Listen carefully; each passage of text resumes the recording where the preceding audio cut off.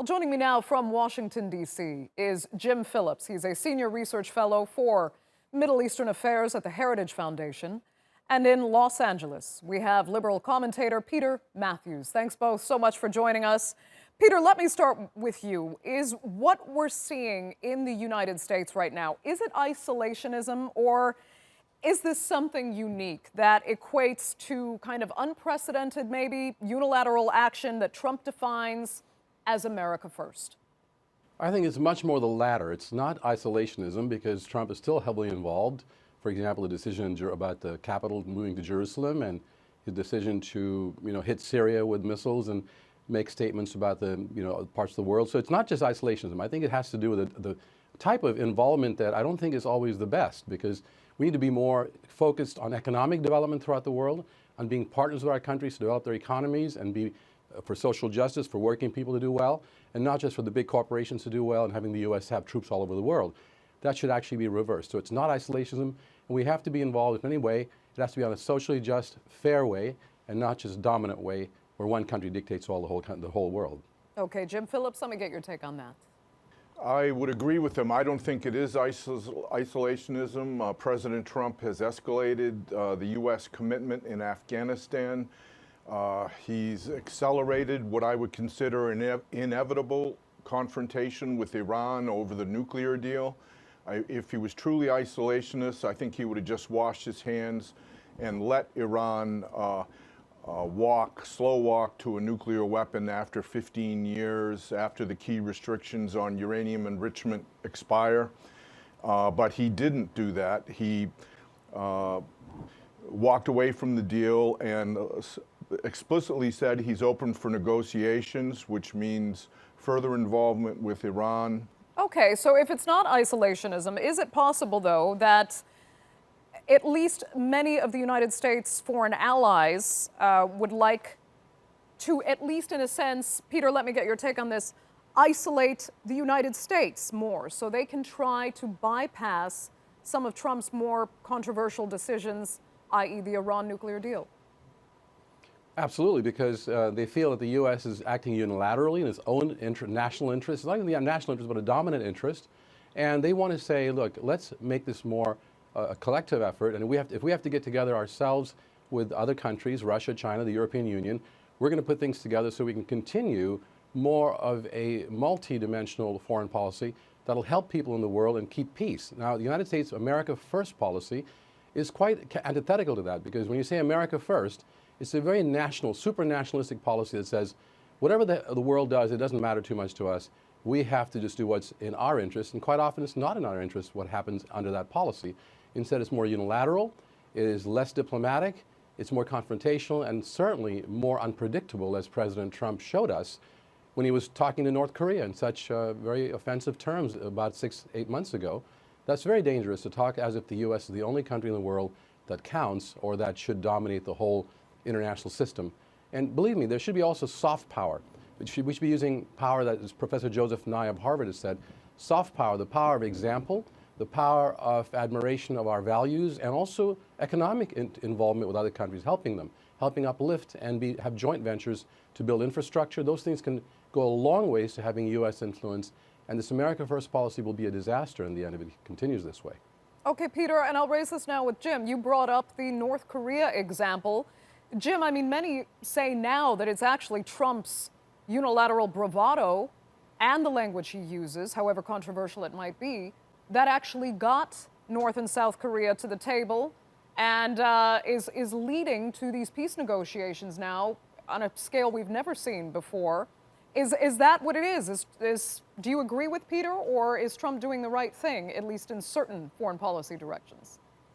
No, I would disagree with Peter, because although I would agree that some of his language is disruptive, that's part of his populist appeal to middle America that are tired of the politically correct bureaucraties or bureaucratic language that many previous presidents spoke. And the fact that he is disruptive, he is provocative, and he does think out of the box, I think led to the negotiations with North Korea.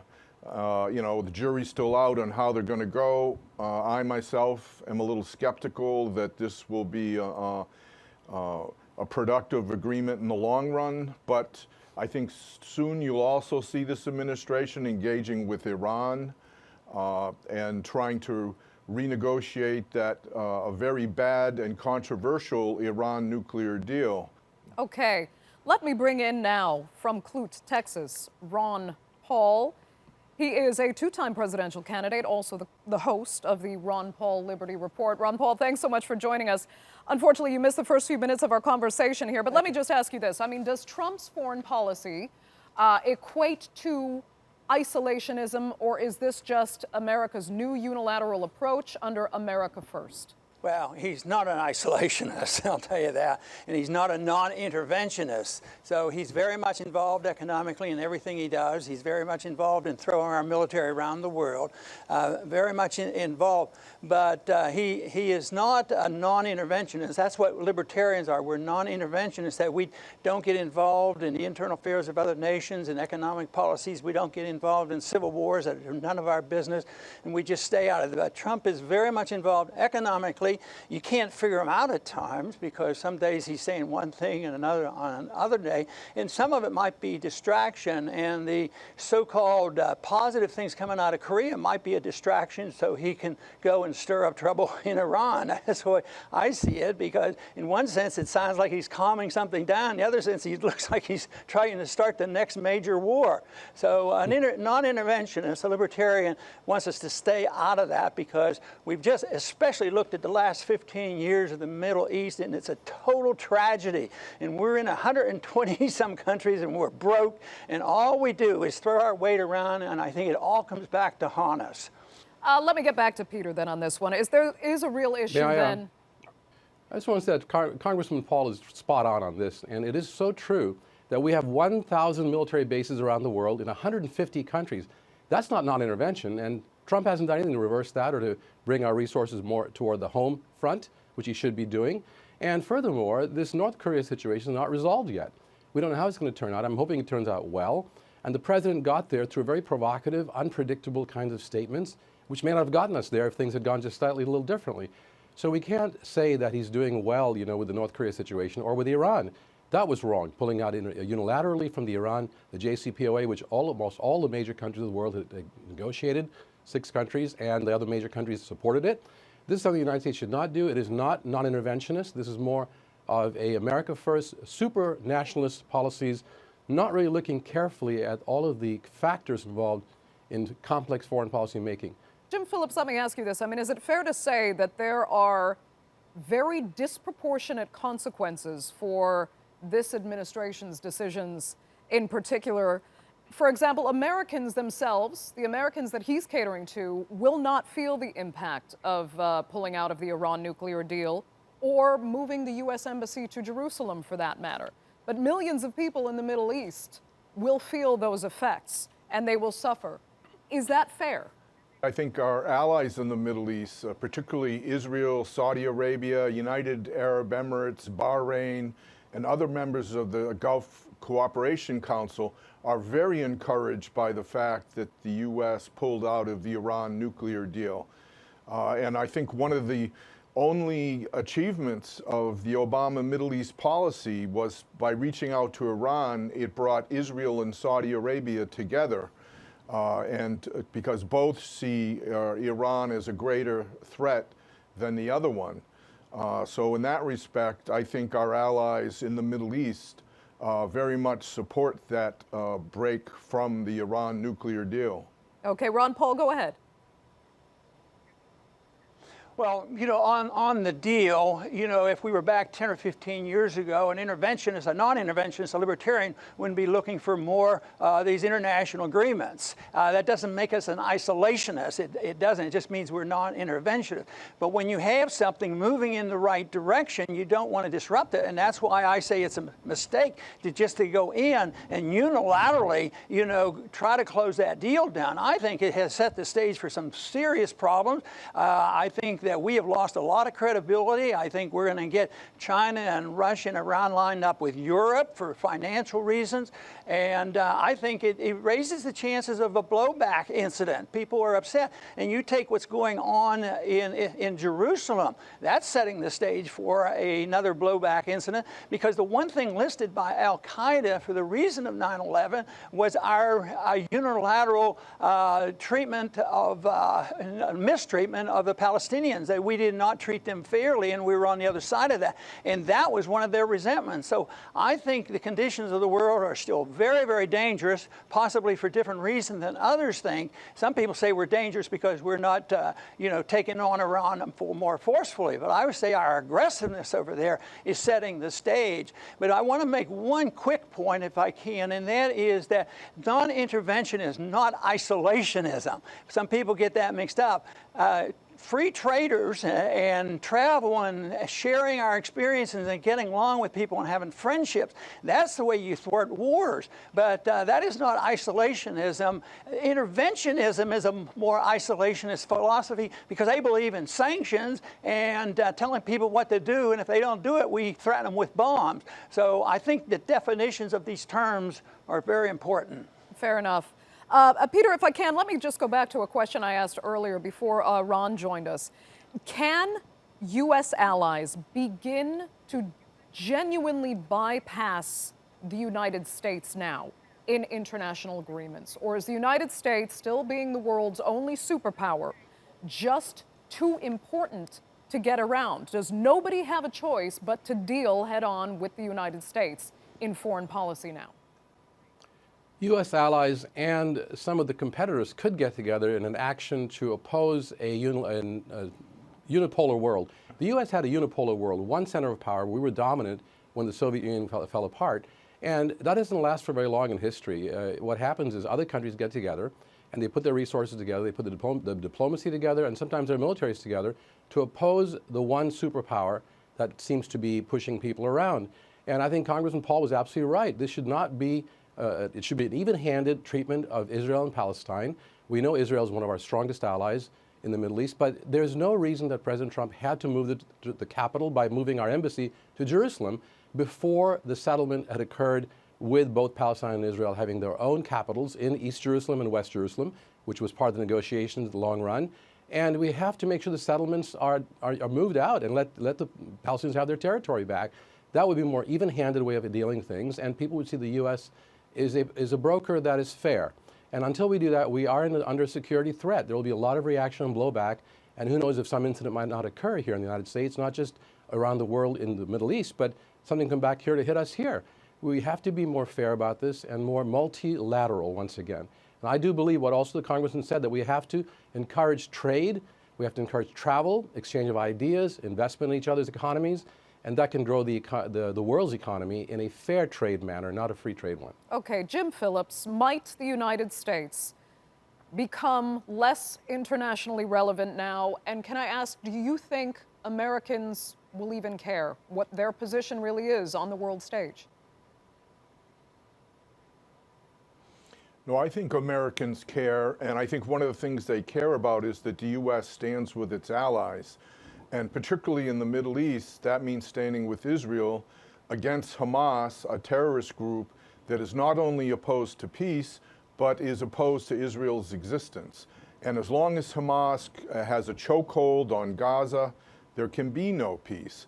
And that's one of the reasons why I think that by moving the U.S. Embassy to Jerusalem and explicitly saying that it is possible for the U.S. to open up a embassy for Palestinians in Jerusalem at a later date, that leaves open the possibility of a negotiated peace, which looks more and more improbable.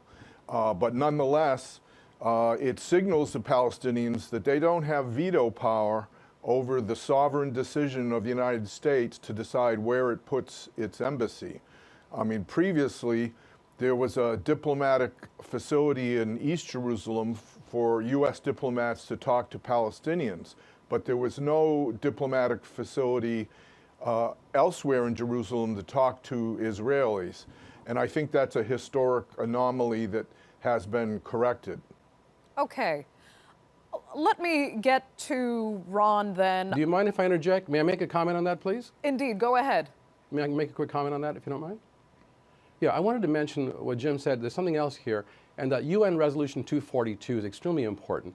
That's the one the world rests its decisions on, basically, and the resolution was legal. It becomes part of international law, and that called for a two-state solution, with each of the countries having, Palestine and Israel, having their capitals in Jerusalem, and having non-occupation of territory. That has to be adhered to. The U.S. has to be a firm supporter of UN Resolution 242, and they'll go and veer off in one-sided directions, which can cause this kind of blowback we're seeing right now today. Ron Paul, do you think the United States wants to be a superpower? Do they want the responsibility that that entails? What does, if you can speak to your constituents, what does the average American voter really want? Well, I think everybody in every country wants to be, a superpower, influential, and an example. But the superpower you're talking about, I think, is the wrong way to go. I'd like to think of American exceptionalism, but it's quite a bit different than us going over and telling people how to run their elections and who should be in charge of their government and using our CIA to overthrow governments. But I think we should be an exceptional nation on setting examples on free markets and civil liberties and these sort of things so other people want to emulate us. But you also ask about is our position being challenged around the world? And I said definitely, especially on this recent episode of what we're doing and getting out of the agreement with Iran. I think we've been knocked down. We will be, but I think it's going to be involved in economics as much as anything, because the petrodollar will eventually be challenged, and then there'll be a petro-yuan, and these other currencies are going to challenge us. Our debt is outrageous. We cannot maintain it. And we will get knocked down, not because anybody's going to invade us, not because anybody's going to threaten us with nuclear weapons, not because Syria is going to attack us, Iraq didn't attack us. We're going to be challenged because of our own stupidity of running up a $21 trillion debt, and it's endless. And this administration is making it worse than ever. That will challenge the dollar. And if you look at the countries that we really go after, are the countries that have challenged the dollar. But the dollar will have to go down eventually because it's unsustainable. We just can't print money forever, taking care of all our welfare needs at home and policing the world. Okay. Right now, people still trust the dollar, but it's not so much as it used to be, and that will eventually change. It's interesting. Jim, let me ask you on that question. I mean, given where the United States is economically, but the fact that the United States is still the world's consumer engine, Trump's stance now, America first, bring American jobs back. But the truth is Americans don't want to, and most of them really can't afford to pay for American wage products and manufacturing. So I'd like to get your take on what Ron was saying as well, where you think the U.S. then is headed economically with this type of Trump-led policy. Well, I would agree with Mr. Paul that one of the strongest threats to the U.S. Foreign policy is our indebtedness and the overall economic situation, which is, I think, one thing that led the president to articulate his foreign policy of America first, that he doesn't want to see the U.S. go further in debt to provide security to many allies that perhaps don't pull their own weight in terms of defense spending or providing for their own security. I myself don't like the phrase American first because I have a long enough memory to see it as the wrong response to the rise of Hitler in Europe. But I think President Trump implies that America first in economic terms in order to reduce the exploding threat that Mr. Paul talks about. Okay. Jim Phillips, I will have to give you the final word because unfortunately we're out of time for this segment. I'd like to thank you and Peter Matthews and Ron Paul so much for joining us there on this segment of the Newsmakers. Thank you.